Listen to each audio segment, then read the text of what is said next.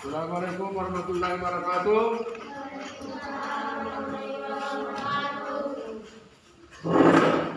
Bagaimana kabar anakku hari ini? Alhamdulillah. Sebelum kita melanjutkan pelajaran kita pada pagi hari ini, sebaiknya mari kita berdoa dulu, berdoa bersama-sama kepada Allah Subhanahu wa taala. Bapak minta satu orang dari kalian untuk memimpin doa. Silakan satu orang pimpin doa. Ya, mulai berdoa.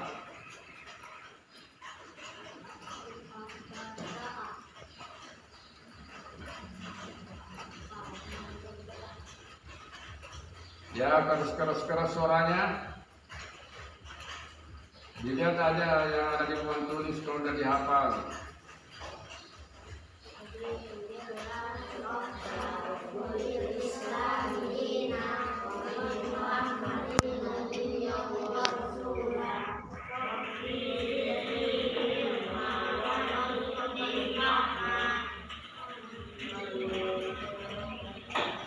Terima kasih. Alhamdulillah anak-anakku sekalian, kita semua sudah berdoa. Untuk pagi hari ini, sebelum kita melanjutkan pembelajaran kita, Bapak sampaikan beberapa hal. Yang pertama, Bapak mau cross check dulu nama-namanya. Apakah sudah hadir semua atau belum?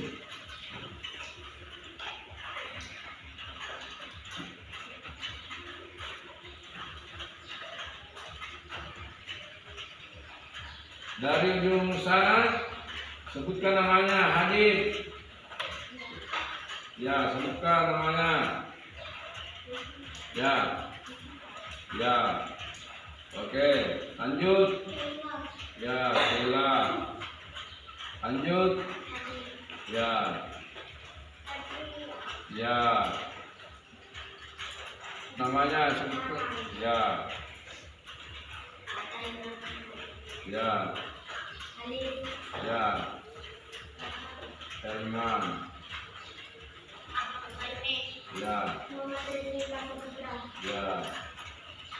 Oke, anak-anak sekalian, yang kedua Bapak sampaikan, insya Allah materi kita pada pagi hari ini yaitu tepatnya berada di pelajaran 2.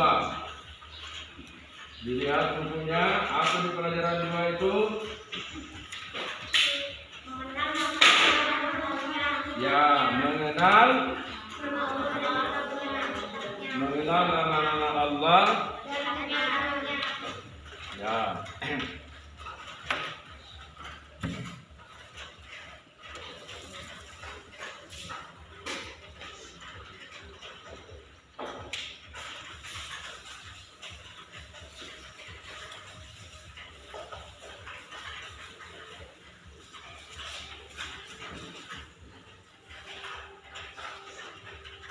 Mengenal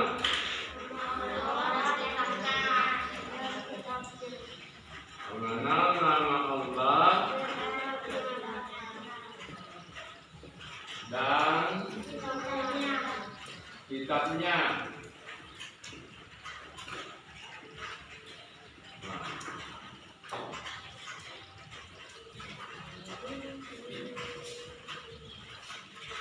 Siapa itu Allah?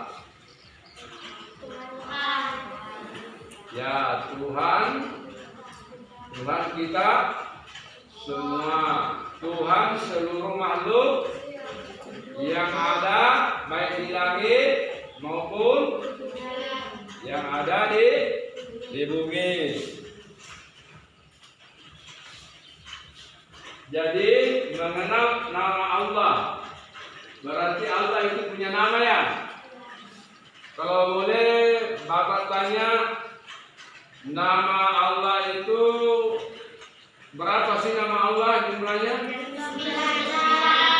Berapa? 99. Ini biasa 99 dinamakan apa? Ya, dinamakan Asmaul Husna. Ini Bapak tulis Asmaul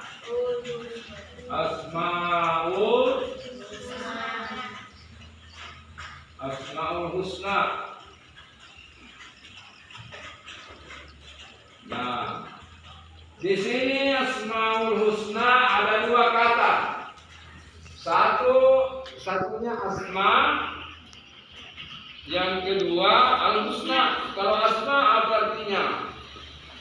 Asma, ya nama-nama yang baik, boleh.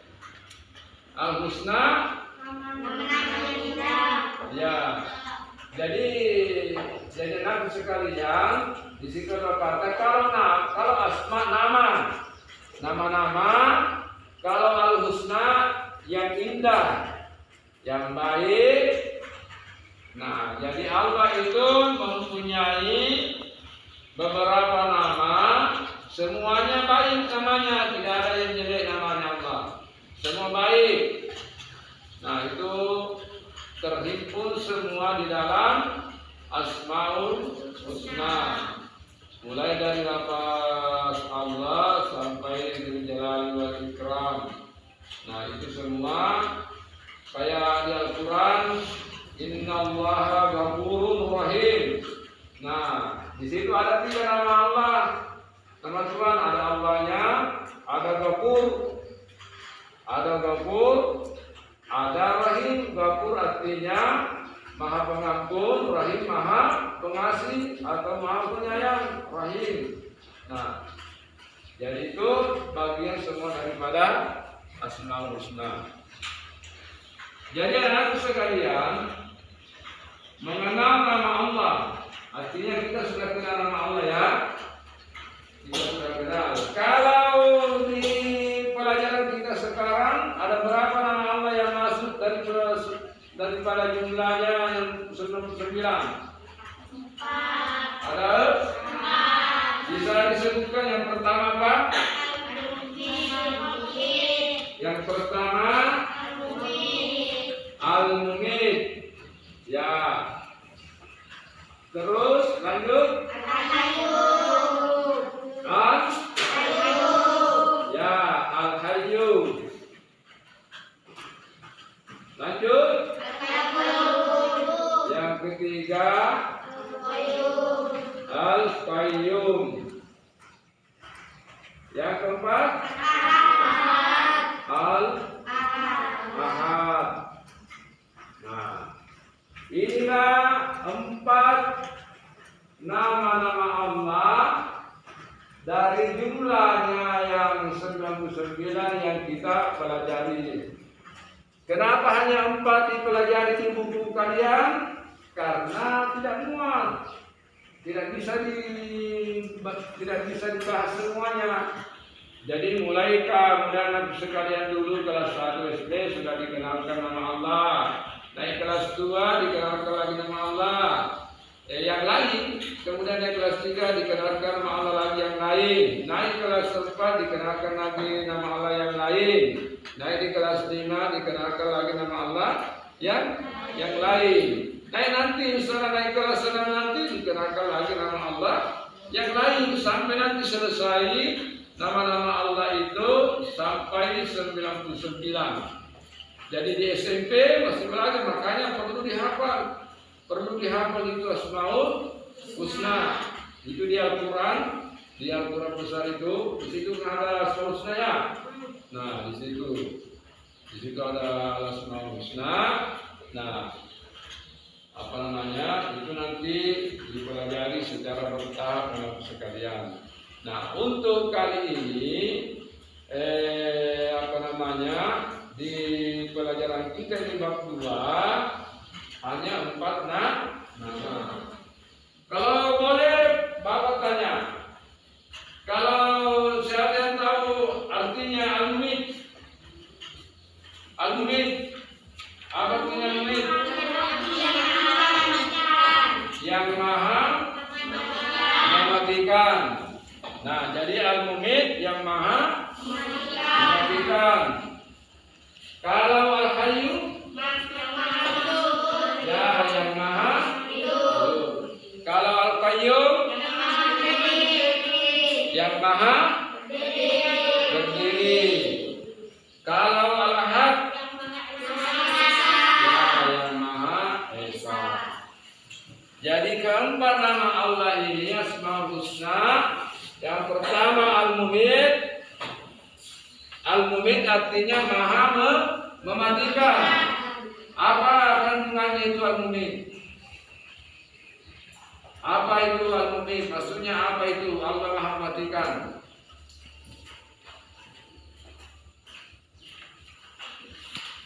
Apa maksudnya itu Allah maha mematikan? Nah,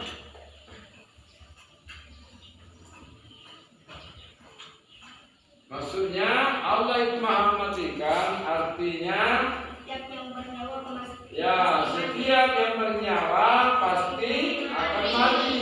Yang mematikan siapa? Ya Allah, karena Allah hanya Allah yang punya nama Al-Mumit. Tidak ada manusia itu makhluk lain punya nama Al-Mumit selain daripada Allah. Artinya yang maha mematikan. Nah, berarti hanya Allah lah satu-satunya yang menentukan ajal kita, berapa tahun kita hidup, berapa tahun setelah kita hidup di dunia ini digantikan oleh Allah. Nah, dan seterusnya begitu sampai nanti dibangkitkan nanti dari kubur. Nah, itu semuanya hanya Allah yang mampu mengatur segala-galanya. Karena Allah berfirman dalam Al-Quran, Innallaha ala kulli syai'in qadir. Sesungguhnya Allah Maha Kuasa atas segala sesuatu. Kalau Allah berkehendak tidak ada yang mampu menghalanginya. Nah, jadi Allah itu Al-Mumit yang maha mematikan. Dialah satu-satunya yang mampu mematikan segala makhluk yang ada di bumi maupun yang ada di langit, termasuk kita manusia di bumi, binatang-binatang, hewan-hewan dan sebagainya. Makanya Al-Mumit hanya Allah yang memiliki. Yang kedua apa? Ya, apa artinya lagi Al-Hayyu?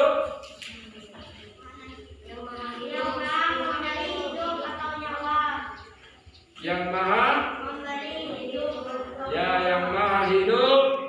Artinya yang maha hidup hanya Allah yang mampu memberikan kehidupan. Ya, Allah kita hadir di sini, anakku sekalian, kita belajar secara luring dengan mengikuti protokol kesehatan juga. Itu semuanya kita ini keluar nafasnya, nafas kita ini selalu keluar masuk. Itu yang ngatur. Siapa yang ngatur? Allah. Nah, Allah. Karena Allah itu memiliki namanya Al-Hayyu, Maha Hidup. Maha Hidup, Al-Hayyu. Nah, artinya Allah yang maha memberikan kehidupan kepada hamba-hambanya, kepada makhluknya. Ya, makhluknya Allah itu meliputi apa yang ada di langit beserta segala isinya, dan apa yang ada di langit beserta segala isinya. Itu semua Allah yang memberikan kehidupan. Kalau Allah mengatakan kamu besok mati, pasti kita mati. Kalau Allah mengatakan nanti kamu meninggal setelah sampai umur 63 tahun, sama umurnya Nabi Muhammad SAW kurang lebih 63 tahun, nah baru kita juga meninggal. Biar kita sakit sekali, sakit keras dan lain sebagainya. Kalau yang dicatat Allah, yang ditentukan Allah itu hanya 63 tahun, pasti nanti kita meninggal pada usia 63 tahun, sekalipun kita sakit keras. Nah, tetapi ada orang sekalipun dia misalnya sehat, begitu ajalnya tiba dia meninggal. Nah, tamarakan, kecelakaan dan sebagainya banyak macamnya. Nah, itu anak sekarang perlu dipahami, yaitu Al-Hayyu artinya Allah yang Maha memberi kehidupan. Allah Maha memberi kehidupan. Yang ketiga Al-Qayyum, Maha. Nah, apa maknanya berdiri sendiri? Apa maknanya? Al-Qayyum berdiri sendiri. Maknanya adalah Allah memberikan contoh kepada kita sebagai hambanya untuk selalu berusaha sesuai kemampuan kita, tidak selalu bergantung kepada orang lain. Ya, usahakan kita belajar, jangan tergantung orang lain, tergantung teman, ada PR-nya dikerjakan, nanti dia kerjakan setelah selesai temannya, tidak boleh. Harus juga kita berusaha bekerja temannya sesuai dengan kemampuan sendiri ya. Jangan tunggu selesai temannya baru dikerjakan, ya.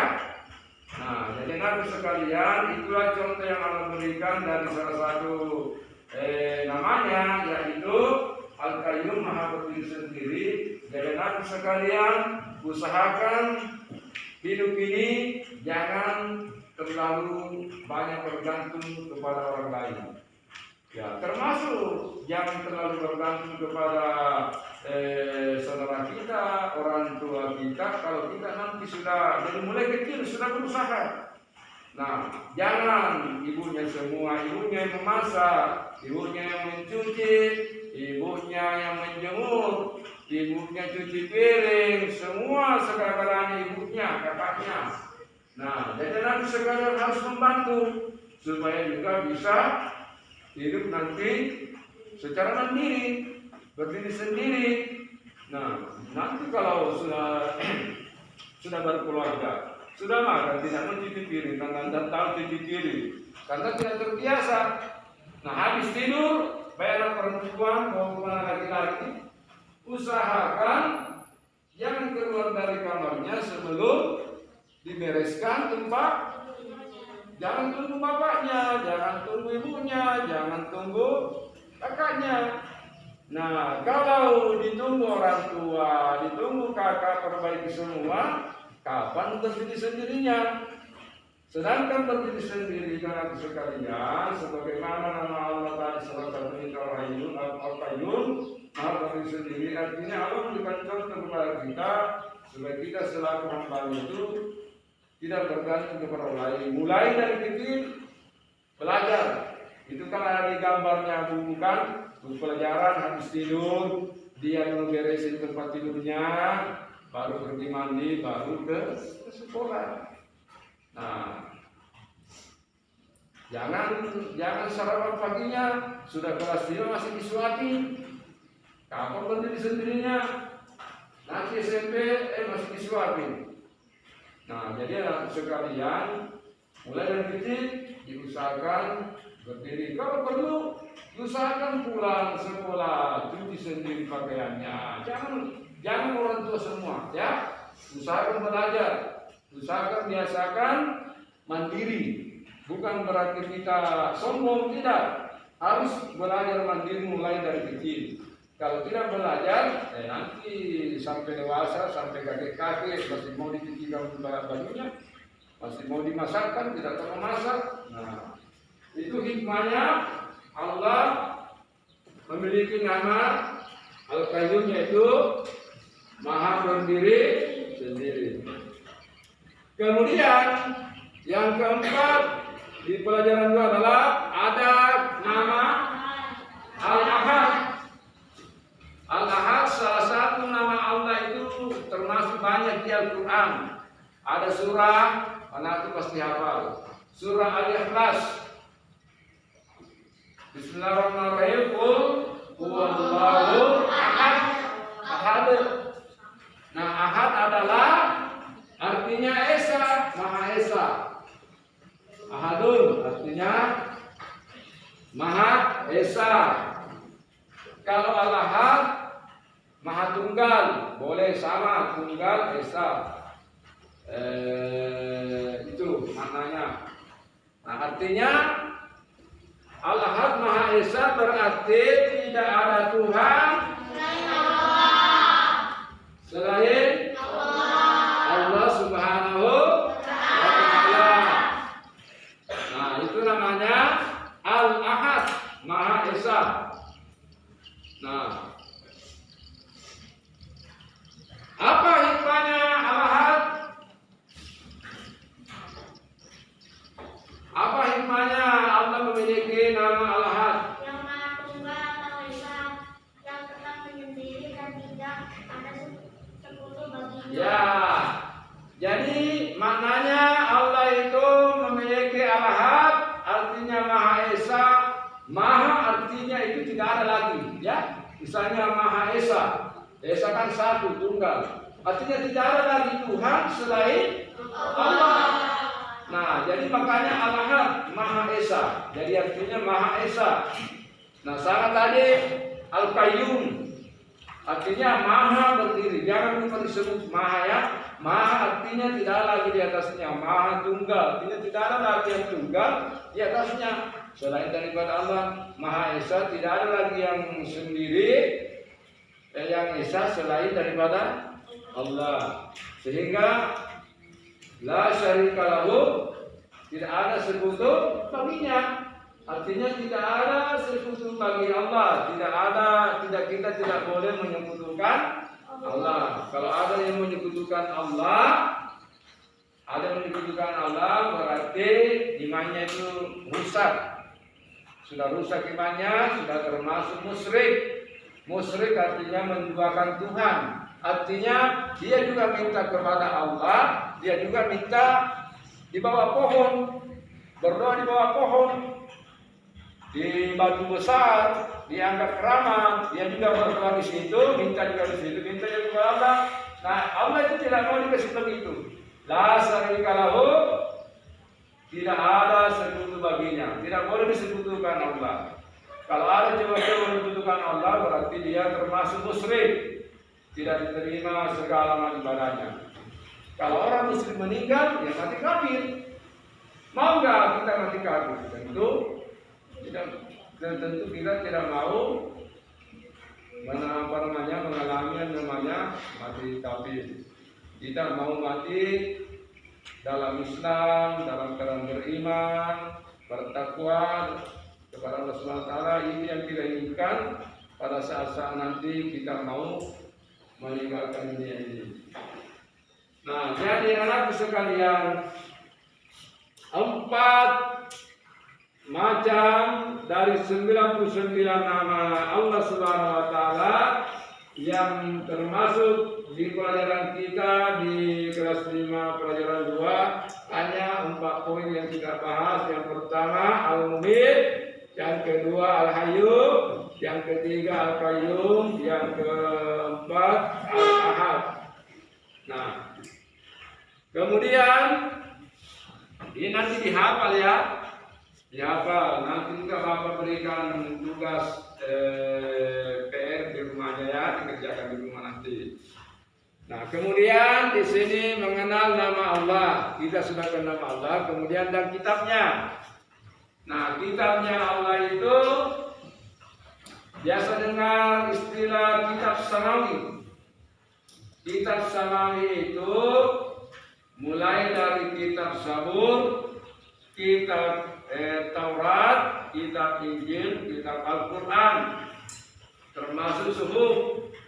Nah, itu semua termasuk kitab samawi, kitab yang Allah turunkan kepada Nabi dan Rasulnya yang terpilih. Nah, kalau kitab Taurat diturunkan kepada siapa Taurat?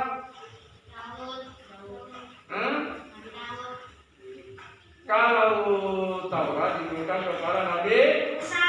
Ya, Nabi Musa alaihissalam. Kalau kitab Zabur diturunkan kepada Nabi Daud. Kalau kitab Injil diturunkan ya Nabi Isa alaihissalam. Kalau Al-Quran diturunkan kepada Nabi siapa?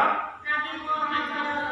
Ya, Nabi Muhammad Sallallahu Alaihi Wasallam. Nah, yang pertama kitabnya adalah Zabur. Siapa tadi Zabur? Nabi siapa? Nabi Daud kan? Kemudian Taurat siapa? Musa. Injil Isa. Kemudian Al-Quran. Kalau disebut nama Nabi Muhammad diteruskan ya, Nabi Muhammad Sallallahu Alaihi Wasallam. Jadi di setiap anak sekalian nanti menyebut kapanpun dan dimanapun nanti, apakah menemukan anak yang menyebutkan nama Muhammad SAW, tapi mendengar orang, misalnya ada orang ceramah di TV, ada ceramah di YouTube yang mengatakan Rasulullah Sallallahu Alaihi Wasallam atau Nabi Muhammad Sallallahu Alaihi Wasallam bersabda, langsung anak yang mendengar itu kalimat itu mendengar langsung menjawab Allahumma shalli ala Muhammad atau Allahumma shalli ala Sayyidina Muhammad atau mengatakan Sallallahu Alaihi Wasallam. Nah, jadi harus begitu disebut namanya Nabi. Apakah kita yang sebutkan atau orang lain tapi kita dengar ya? Apakah dengar misalnya naik motor tiba-tiba ada pengajian di tetangganya atau dengar pengajian itu kan biasa kalau pengajian kan pakai mikrofon ya, pakai mic apa jadi bisa terdengar suaranya di pinggir jalan. Nah, begitu pas kita lewat, ustaznya mengatakan Nabi Muhammad SAW pernah bersabda. Begitu didengarkan, langsung menjawab Allahumma shalli alaihi atau Allahumma shalli ala Muhammad. Nah, kenapa? Karena kita harus berselawat kepada Nabi Muhammad ketika disebutkan namanya. Satu kali berselawat itu dikasih pahala minimal 10. Jadi satu kali bacaan selawat dikasih pahala atau kebaikan 10. Nah itu hikmahnya ya. Jadi anak sekalian, ketika disebutkan namanya Nabi Muhammad SAW, diusahakan juga berselawat kepada beliau. Nah kitab Zabur diturunkan kepada Nabi Daud alaihissalam. Perhatikan, biasa itu kalau tulisan Nabi, nama Nabi itu Daud misalnya ada di akhirnya itu AS. Apa itu AS? Ya, alaihi salam. 25 Nabi dan Rasul semua hanya ada satu Nabi yang bukan AS. Yang bukan AS siapa itu? Nabi Muhammad. Ya, Nabi Muhammad Sallallahu Alaihi Wasallam.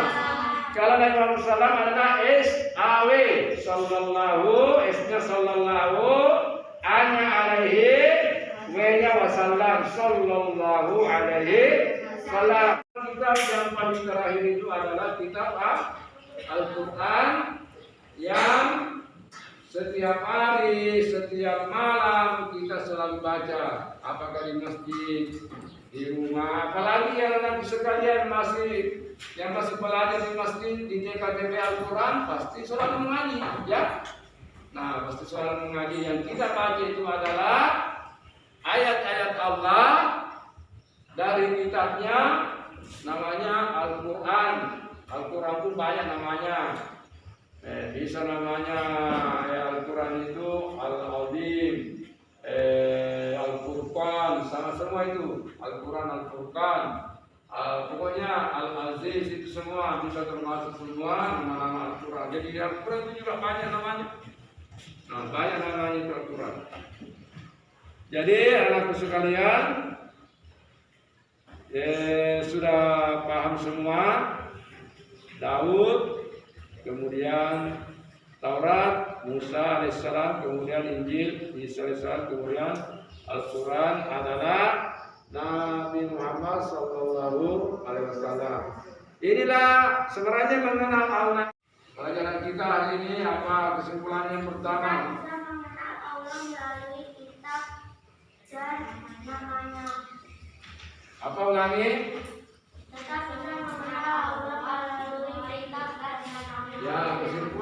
pertama kita dapat mengenal Allah melalui nama-namanya dan kitab-kitabnya. Ya benar. Jadi kesimpulan yang pertama, kita bisa mengenal Allah melalui nama-namanya dan kitab-kitabnya. Kemudian kesimpulan yang kedua, bahwa Allah Subhanahu wa taala memiliki nama 99. Nah, itu kesimpulan yang kedua. Jadi Allah itu bukan 4 namanya saja yang ada di buku kalian, tapi 99. Kemudian yang ketiga kesimpulannya adalah Al-Mumit, Al-Hayyu, Al-Qayyum, Al-Ahad. Masing-masing nama ini memiliki kandungan yang sangat mendalam, kandungan atau maknanya yang luar biasa dalamnya. Yang pertama tadi itu Al-Mumit, Maha mematikan, artinya hanya Allah yang mampu mematikan segala makhluk yang ada baik di langit maupun di bumi. Yang kedua Al-Hayyu, Maha hidup. Nah, yang Maha hidup hanya Allah, berarti Allah lah yang memiliki kehidupan. Allah lah yang memberi kehidupan kepada segala makhluk yang ada baik di langit maupun di bumi beserta segala isinya. Al-Qayyum, Maha berdiri, artinya Maha berdiri. Tidak ada yang mampu hidup kekal dan abadi berdiri sendiri tanpa bantuan orang lain selain Allah. Kalau kita sebagai manusia biasa masih banyak dibantu oleh orang lain, termasuk keluarga kita sendiri. Kita harus dibantu sama bapak, sama ibu, saudara kita, tetangga-tetangga kita, teman-teman kita. Makanya tidak boleh tidak boleh kita terlalu apalah namanya sama temannya, terlalu sombong lah, pandang-pandangin dan sebagainya, nggak boleh ya, karena satu saat nanti kita butuh pertolongannya.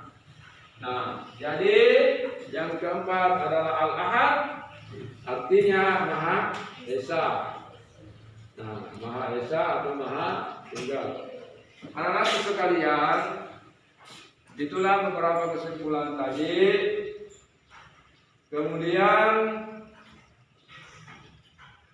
Bapak akan berikan tugas. Tugasnya adalah, yang pertama tugasnya adalah ditulis Al-Mumit, Al-Hayyu, Al-Qayyum. Kemudian Bapak minta jelaskan satu persatu ya. Nah, jadi Al-Mumit nomor 1, manfaat, diberikan rezeki.